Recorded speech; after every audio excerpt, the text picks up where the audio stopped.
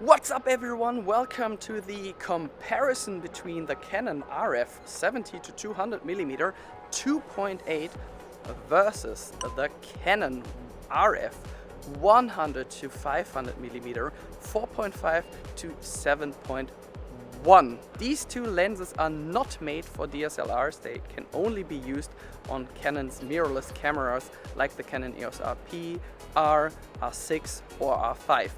We are going to test these two lenses today in Frankfurt using the Canon EOS R, so as the Canon EOS R5. Thanks a lot to Munich to Objektivvermietung.de for letting me test these two lenses. If you scroll to the bottom of the video description below, there are tons of example images that we used to create this video. And if you would like to support my channel, feel free to buy any of the shown products via the link in the video description below. Enjoy! These are the two lenses side by side. Not to be overlooked, the 70 to 200mm is significantly smaller, but the 100 to 500mm not necessarily large for covering so many focal length. The RF 70 to 200mm 2.8 weighs 1070 grams and the RF 100 to 500mm weighs 1530 grams. Price-wise, the lenses aren't that far apart. The 100 to 500mm currently costs just under $3,100 and the 70 to 200mm about $300 less. The lens hood is included with a filter shaft. In addition, both lenses are protected against dust and splash water. Zooming is a bit more sluggish with the 100 to 500mm, at least if you don't notice that you can change the hardness level. The EOS R models will show you a digital focus distance on the monitor as soon as you switch from autofocus to manual focus. That brings us to the other two rings. The focus ring runs very smoothly and the RF ring can be freely programmed to change the aperture, ISO or shutter speed, for example. Unfortunately, you can only use an RF teleconverter with the 100 to 500mm. A lot of switches for the image stabilizer, focus and distances can be found on the side. The tripod mount is included with both lenses and can be rotated 360 degrees.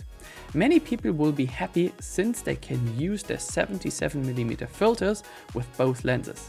If you would like to support my channel, you can purchase either lens or the memory card using the links in the video description. I was for you at night in Frankfurt on the streets and tested the optical image stabilizer. Once at 70, 200, 100 and 500mm on the Canon EOS R5. I can only say that it's a tough one. Even at 500mm, you can get reasonably sharp photos handheld, despite a 7.1 aperture and a 1/5 second shutter speed. But see for yourself. The next day I was at the windy airport and tested the whole thing on the Canon EOS R with the 4K crop.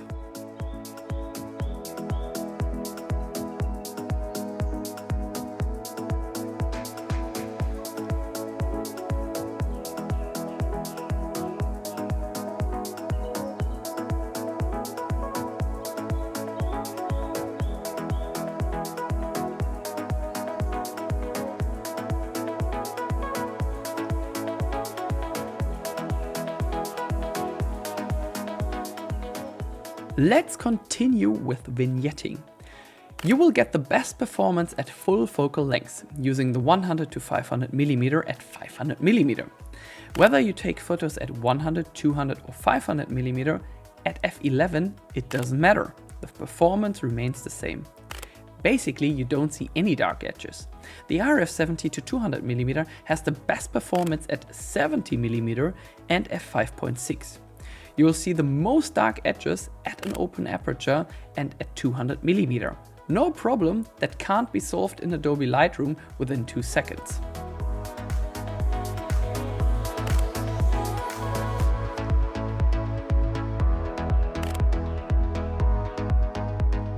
Moving on to sharpness. I haven't had a single RF lens that wasn't sharp on its focus point until now.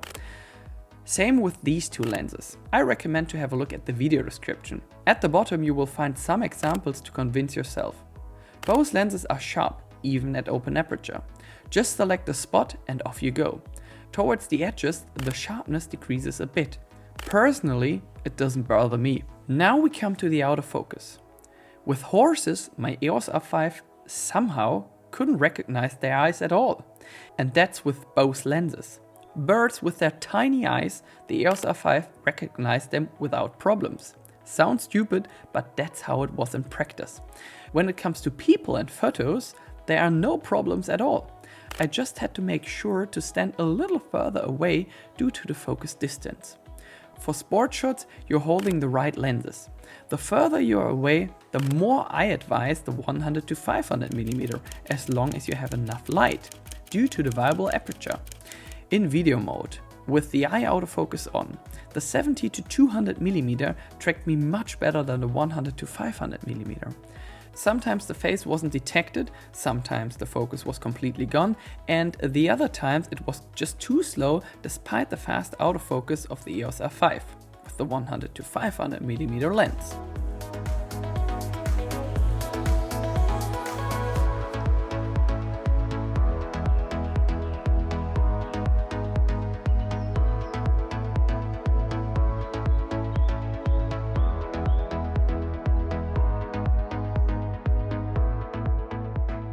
I've been using the 70 to 200mm for my YouTube videos since last year.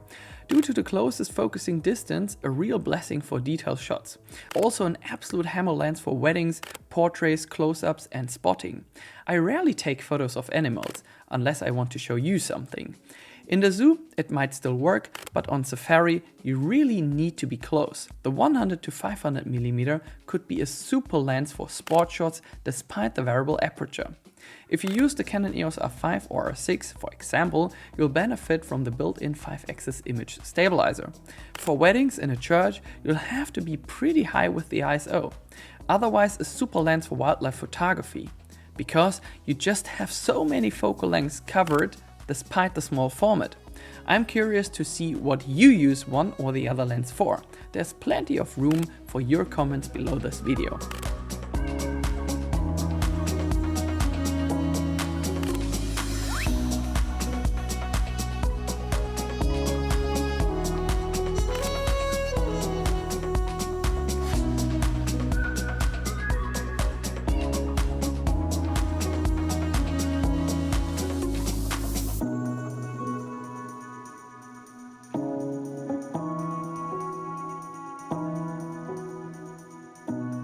Admittedly, the 70 to 200mm makes more sense for portraits in my eyes, but both offer a nice bokeh. The 2.8 aperture is just a bit better, especially in low light.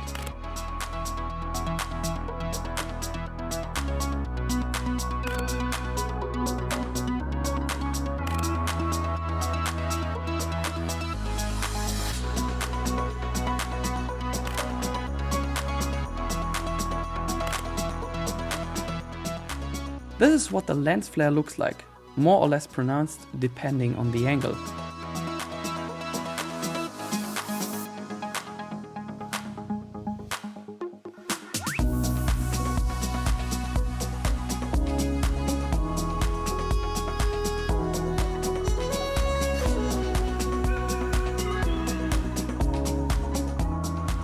I am on my way to Frankfurt Airport, runway 25 left. Here in the background was the old recreation area of the US Army, which was here until 2006, I guess. And there is a great place for all spotters out there. And I have the Canon RF 70 to 200mm with me, so as the Canon 100 to 500mm, because I think these are great lenses for all spotters out there. I will be taking some pictures and videos using my Canon EOS R5, so as the Canon EOS R. For spotting, both lenses are top-notch. The 70 to 200mm is of course great. The closer you are to your action, but objectively speaking, the 100 to 500mm just makes more sense, at least for spotting. If you plan to film the planes in 4K with the EOS R, you are of course even closer to the action, maybe a little too close. However, the crop factor can also interfere from time to time. At long distances, you have a lot of flicker from the heat. Otherwise, I would say that the 100 to 500mm is a great lens for spotting, fast autofocus, good tracking with a large focus field and sharp photos. What more could you ask for? Clearly preferable another 2.8 aperture with the same focal length, the same compact format and the same price. Unfortunately, not everything is possible at once.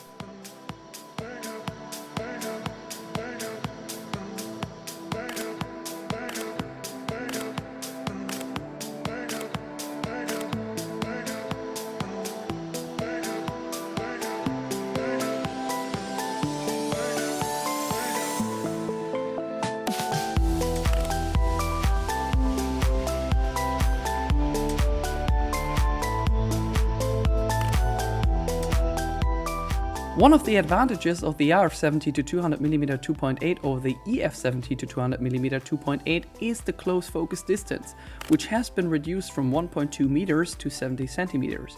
The 100 to 500mm closest focusing distance is variable between 90 centimeters and 1.2 meters.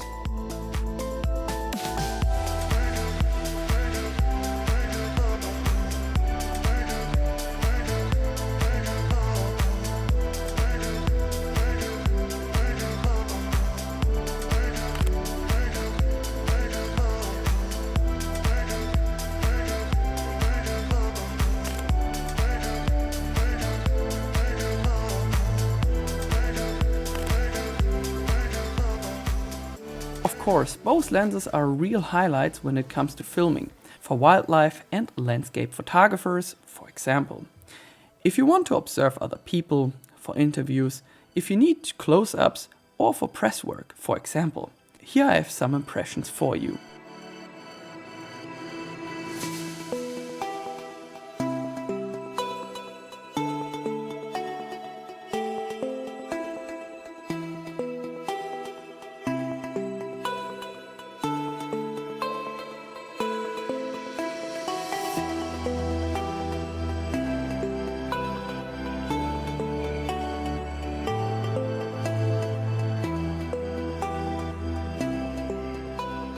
Now the question is, which of these two lenses suits you better? If money doesn't play a role in your life, then just buy both. If you have to decide, then I would ask myself the following questions. Do I need more focal length or more speed? For safaris, sports and spotting, I would definitely go with the 100 to 500mm because I assume you won't be spotting anything at night. The safari takes place at daylight and the stadium will be well lighted up. If you shoot more weddings, are with the press, do portraits, need a close focus distance with more speed, then the 70 to 200mm would probably be more of the right choice. In any case, I recommend you test the lenses before buying. You can find the link to objektivvermietung.de in the video description. If you're already sure, I would be happy if you support my work and buy the lens via the link in the video description. Feel free to write a comment under this video, your opinion about these lenses, for what you use them for or would you use them for. All the best from Frankfurt am Main and see you very soon. Tschüss!